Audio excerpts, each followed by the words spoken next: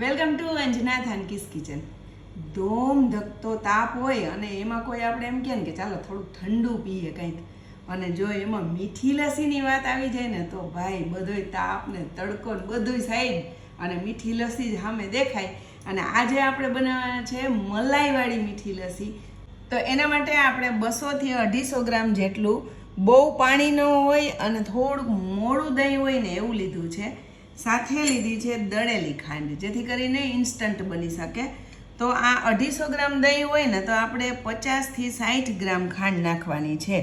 એટલે 3 ચમચી મેં અહીં ખાંડ લીધી છે.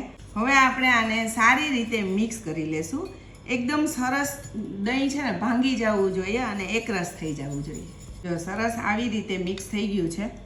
જાડું જ રાખવાનું છે. આમાં ઘણા દૂધ નાખતા હોય પણ આપણે દૂધે નથી નાખતા, એમ જ ખાલી દહીંને ફેટવાનું છે ખાંડ નાખીને.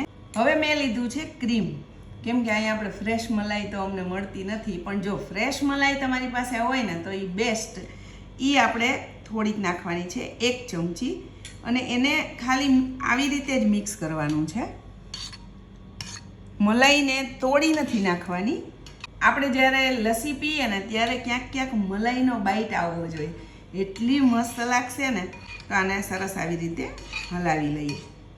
હવે આપણે આને સર્વ કરશું.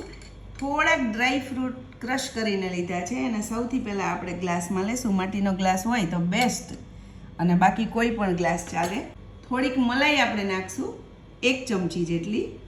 હવે જે આપણી રેડી લસ્સી થઈ ગઈ છે ને એને આપણે આમાં એડ કરી દેશું.